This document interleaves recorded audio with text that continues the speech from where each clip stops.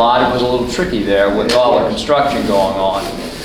And also the rain. Is it still raining now? The people that just came in? A little bit? Yeah. So thank you for coming. So we're excited tonight to have with us as our speaker, Dr. Cyril Leibonic, who is I guess I could say an expert. Is this your area of specialty? Absolutely. I'm a professor of military history. Professor of military history, but this particular topic is really a fascinating one.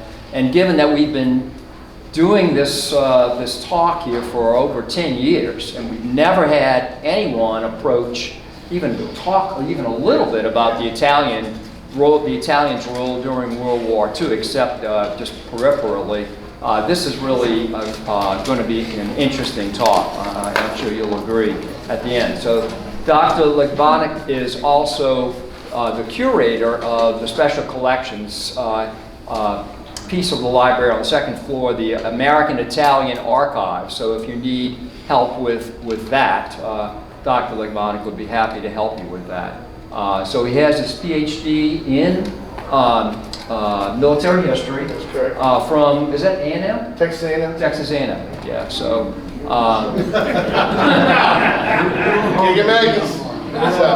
Yes. So anyway, please help me welcome Dr. Leibonic.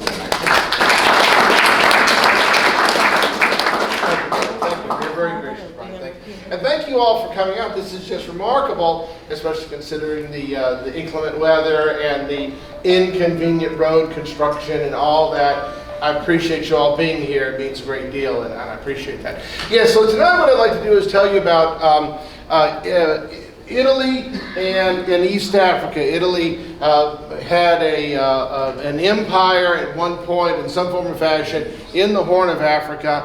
And it was it's a very interesting, colorful, and violent story that stretches from the Victorian period all the way into the first years of the Second World War. And it's a very powerful lesson in the geopolitics of the time and the realities of the way the world operated. And interestingly enough, parallels in the world in which we live today, which I think is kind of an interesting combo. But what we have here is East Africa. Now, hang on for a second. Oh, where are we? All right, let's. Okay, hang on. There we go. Thank you. Just took me a second. So what's going to happen here is Italy will get involved in this area in actually the 1860s. I apologize. I don't have a pointer, but what you can see is you see where it says Ethiopia with that cool letter A there. Right to the north of there on the Red Sea where it says Massawa, that is modern day Eritrea. And then you can see down here on where it says Mogadishu, that is modern day Somalia. They got into these regions in the 1860s and the 1870s for trade, coaling stations for ships. You know, the Suez Canal comes into being around this time, so the area becomes a pretty active and valuable place to be. And then also by this time, you remember if you attended my lectures on the war for time unification, Italy had achieved unified kingdom status by 1870-71, and it didn't take long before the Italian people were like, well, why don't we have our own place in the sun? You know, everybody else seems to have an empire, we should have one too. And so Italy is going to take part in what becomes known as the scramble for Africa, those last 3 decades of the 19th century when pretty much Africa got carved up by the European powers. This big blob of green here was an effort by the Egyptians to create an empire under a guy named Ismail the Magnificent. That's kind of pushing it. And what happened was as the Egyptian effort faltered and then failed, there was this power vacuum. And in 1884, the British said to the Ethiopian king, hey, why don't you move up and take over the port of Massawa? And then Ethiopia won't be landlocked, and you can just be part of this story too. Which was, you know, a pretty valid and thoughtful way to look at the map and be realistic about everything. And in very short order, they went back on their word. In that same time, in that same span of a year that they made the suggestion to the Ethiopian king, they said, no, we changed our mind. We want the Italians to have it instead. One British historian called it one of the vilest bites of treachery in British history, which I thought was kind of interesting. And what will happen is the Italians will say, "See," and they will jump right in. And they'd already been there. They'd been there since like 1869 in commercial interest, and now here is their foothold on the African continent for their own version of an empire. And so they come in 1884. The problem is then is that the Ethiopians are very rightfully angered by this, this betrayal on the part of the British. But you're dealing with the single greatest empire in the history of the world, and they're also the richest empire in the world. So you can't really do much about that. So they don't. But that is the beginning. So it's from the very get-go. There's bad blood there, and in fact, by 1887, there was actually border clashes between the Italians in Eritrea and the Ethiopians to their south. Eventually, cooler heads will prevail, and what is going to happen is you're going to get these two men agreeing to a treaty in 1889. That is Umberto I, King of Italy. Love that mustache, it's awesome. And on the right is Menelik II, who was the king of Ethiopia. And what they did was they put together in May of 1889 the Treaty of, and I apologize, I don't speak Amharic nor Italian, the Treaty of Ukale, and it was a treaty of friendship and cooperation between the two kingdoms. The problem is that, as you can see there at the top, that's Amharic. That is the language, the key, there's several, but that's the main language in Ethiopia, and that's its alphabet. And below it, as you can see in the nice, beautiful cursive, is Italian. This is Article 17 of the treaty. The problem is they don't have the same wording. And Menelik didn't read Italian. But the Italian ambassador to Addis Ababa did read Amharic and thought this was a great little idea. And what happens is, in Amharic, it says that Ethiopia has its sovereignty. In the Italian version, it says if Ethiopia wants to have foreign policy, they have to run it through Rome, which means Ethiopia is a protectorate. It means that Ethiopia is actually not in control of its international affairs, but only its national affairs. And if it goes outside that Rome, it has to run everything past the government in Rome. And Menelik II didn't know this when he agreed to this treaty. When it is finally brought to the king of Ethiopia's attention, he is outraged.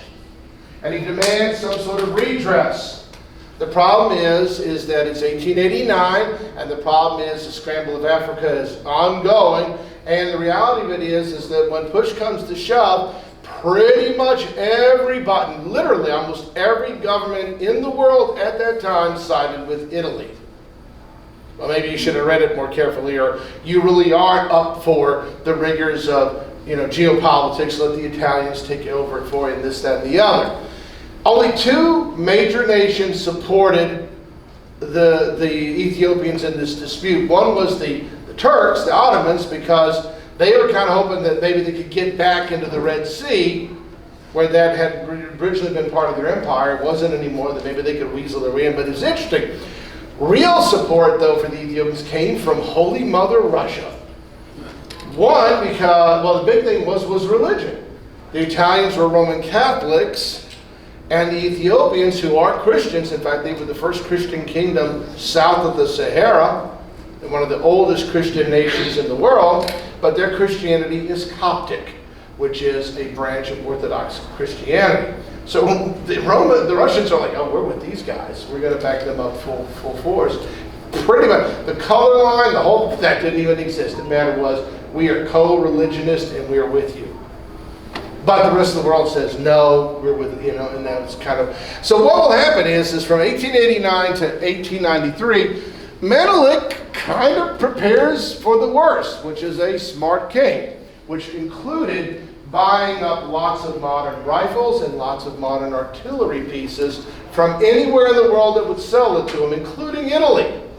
But the Russians, the French, the Italians, they bought weapons and cannons and rifles from whomever would sell them. And this is 1893, so they are really first line. These are magazine-fed bolt-action rifles and breech-loading artillery pieces. These are men killers. These win the battles.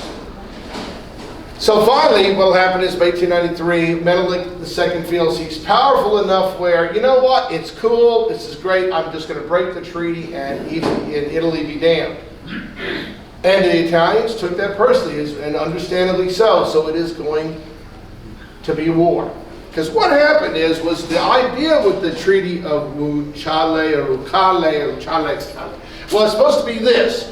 What it was going to be was Italy gets Eritrea. That's yours. Make the most of it. And the Italian government in return recognized Menelik as the legitimate king of Ethiopia, and that Ethiopia was a legitimate kingdom. And, you know, we are equals in this endeavor, and we're neighbors. So with this abrogation of the treaty by the Ethiopians, the Italians prepared for war. So what they did was they began to put an army in Italian Eritrea with the intention of invading Ethiopia. And that eventually comes in December of 1894, and the Italians, they cross over into the border with the idea that they are going to defeat the Ethiopians and get them back to where they wanted to be, and that is to be a protectorate of the Italian kingdom. The main Italian figure here, because Menelik will lead the Ethiopian army, is this fellow here, and I love his name, Orestes Baratieri.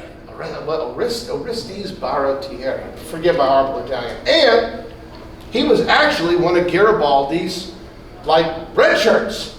He fought in 1861 in South Italy, in places like Volturno, for Italian unification. And then he spent his career in the Italian army.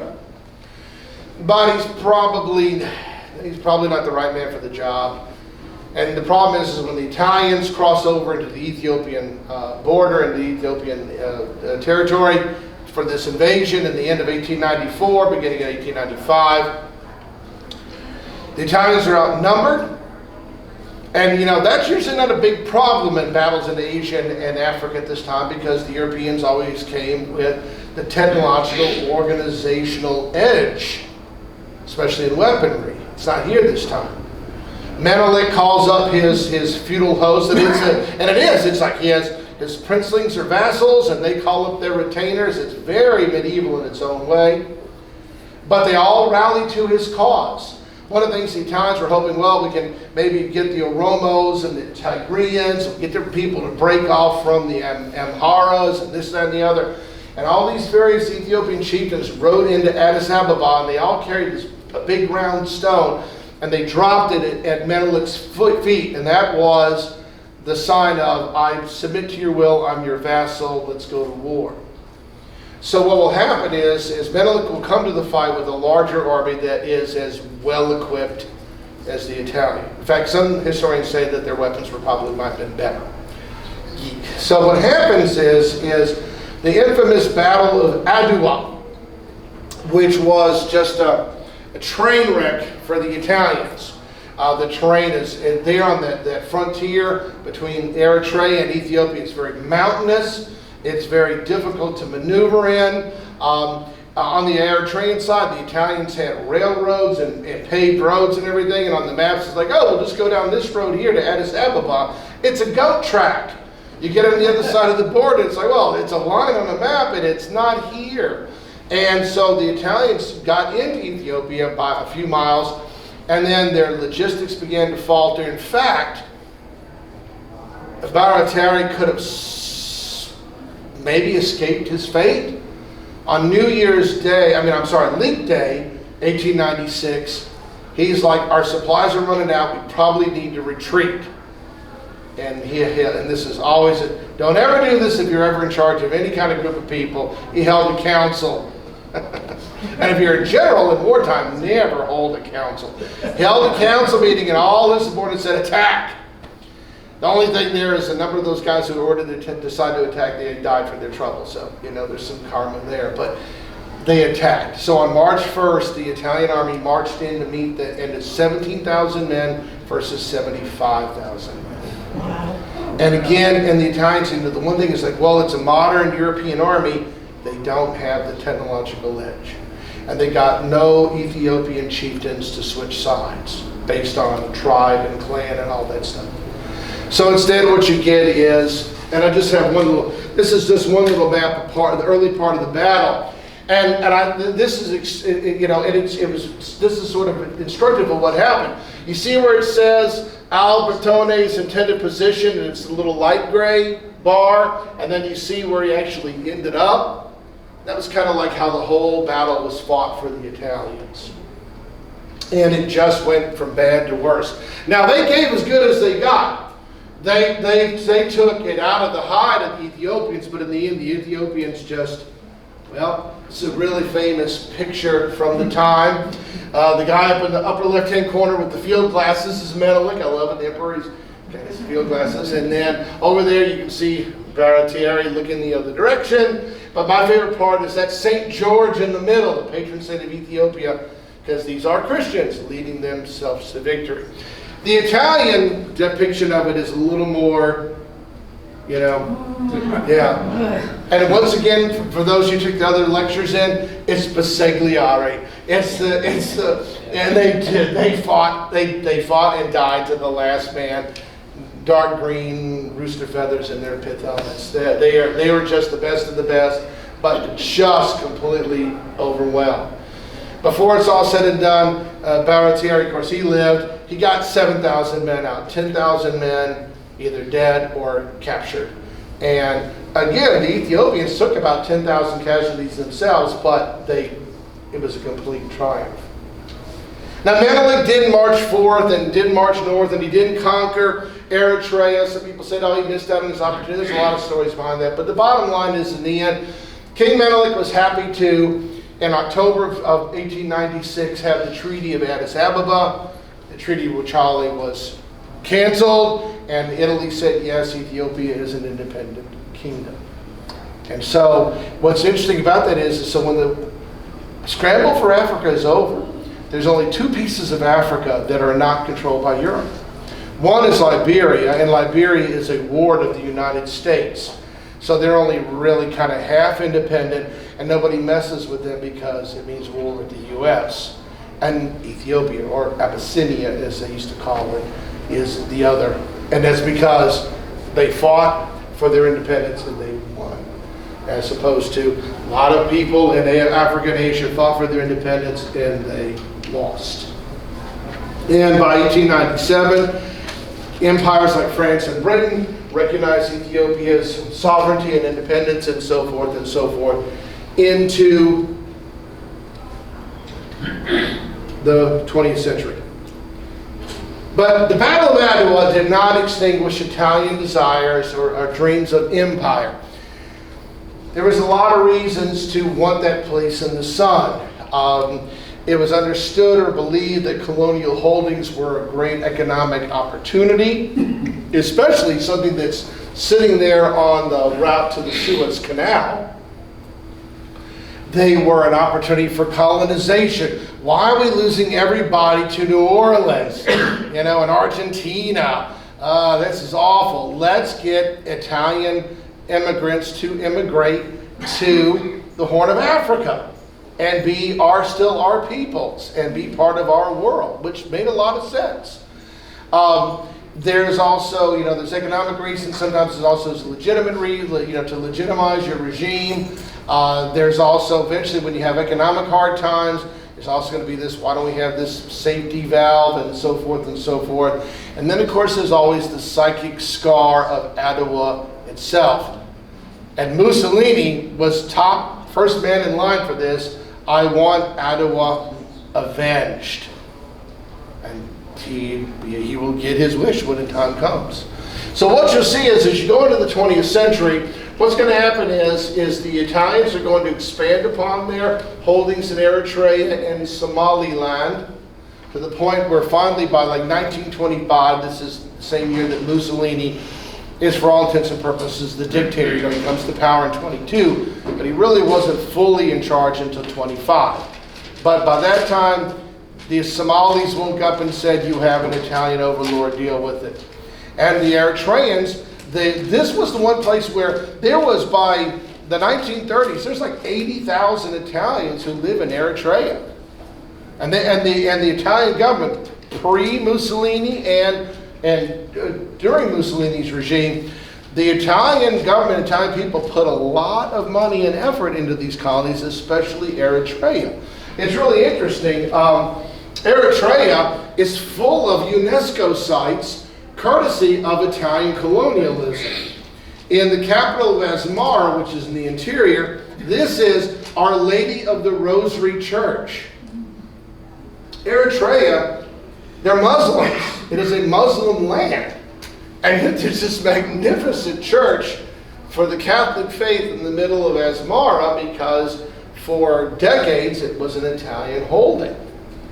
You have this one also. This one is another really cool UNESCO site, the Fiat Tagliero gas station.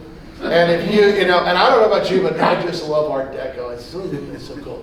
And it's like it's not a gas station anymore. It's just a building. But I hope I wish they would turn it into a gas station again. I think that'd just be awesome. And it's not just Eritrea. Look at this. This is Italian Mogadishu. So that is a 13th century mosque, and behind it is a full-blown cathedral, and over here, a Roman triumphal arch.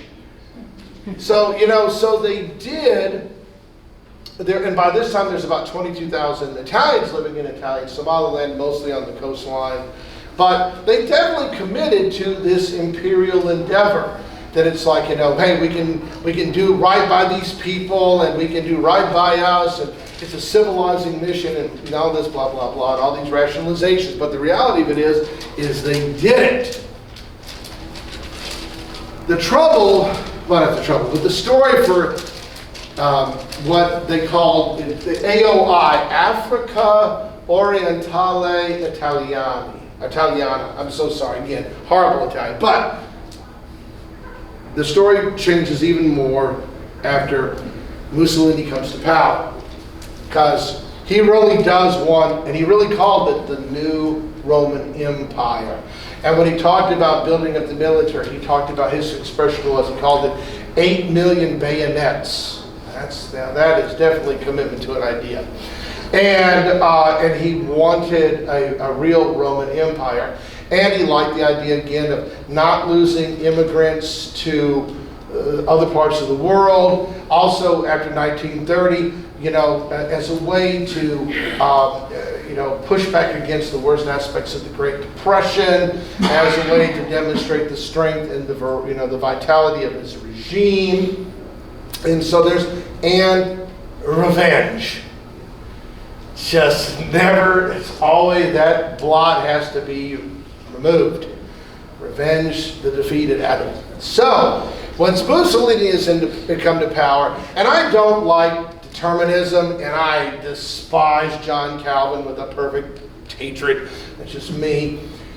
But sometimes there are stories in history, there's moments in history where it's just chiseled into stone. And unless Mussolini dies or his regime is toppled, he's coming for Ethiopia. It's going to happen. And, you know, it's just like, you know, I mean, like I said, I like the idea that, well, this could happen, this could happen, this could happen, but this is just oh man, this is a straight line. And it's a straight line to war and conquest as far as I can tell. And so what will happen is he will start building up with that idea. And this is an amazing piece of Italian propaganda. There's AOI for you. The Italian soldati and the Eritrean askari, which is Swahili for soldier, determinedly look into the future. The future is Ethiopia and its conquest. And they're coming. And by the way, the Eritreans and the Ethiopians gladly and happily hate each other to the point of, atrocity, okay? And that goes back literally centuries. They are ethnically, linguistically, and culturally so different from each other, and they are happy to take it out on each other at each opportunity. At the end, when AOI is collapsing, the Italian officers surrendering to the British would say, I want a British guard for my prisoners. If you give them to the Ethiopians, they will be massacred, which is probably true. Don't surrender my men, or we won't surrender. Don't surrender my men to the Ethiopian guerrilla fighters because they won't see the POW camp. Against Mussolini and whatever plans he has, we have Haile Selassie I, Emperor, not King, Emperor of Ethiopia, the fellow in the middle with the cape and the pith helmet. He is of Ethiopian royalty. He was born in 1892. He becomes emperor in 1930, and he is going to be the face of the Ethiopian nation and its resistance henceforth. It's really interesting. In Ethiopia, the title of a nobleman is Ras, R-A-S, is the title that goes before their name. And before he went to the throne and became Haile Selassie, his name was Tafari. Rastafari? Rastafari. Yes, because when he goes up to that throne in 1930, he is the most powerful, authoritative, wealthy black man in the world. He is the king and an emperor of his own land. And so for a lot of, especially like in the Caribbean, this identity with who is somebody we can really look up to? Well, it's Rastafari. Well, it eventually becomes Haile Selassie, the first of Ethiopia. And so he is going to be the man who is going to try to get Ethiopia, to keep Ethiopia free and keep it, on the path of the other nations. The problem is that over time, the Italians continued to push and press against Ethiopia, looking for some sort of opening. We're going into the 1930s, and this is a time and place when dictatorships in Japan and Italy, Soviet Union, and eventually Germany are going to make a mockery of the League of Nations, and they're going to make it a point to devour weaker neighbors that they're adjacent to. There's another life lesson. And so what happens here is that the Italians are going to push against his kingdom. And what will take place is what becomes known as the Abyssinian Crisis. In October, November, December of 1934, at an oasis called Wal Wal. And I'm so sorry I don't have it, but basically you see where it says BR for British, right? It says it in German, but see the BR? And you go straight south into the green, that is Ethiopia. That's where Wal Wal is located. It's deep inside of Ethiopia. And one day, a bunch of Somali soldiers with Italian officers just march up, squat down at the oasis, and put up the Italian flag and said, yay, this is Italy. And then, so the Ethiopian government organized a military expedition, and they marched over to Wal Wal and said, you are trespassing, get out. And the Italians said, no, we're not trespassing, chase yourselves, get out of here.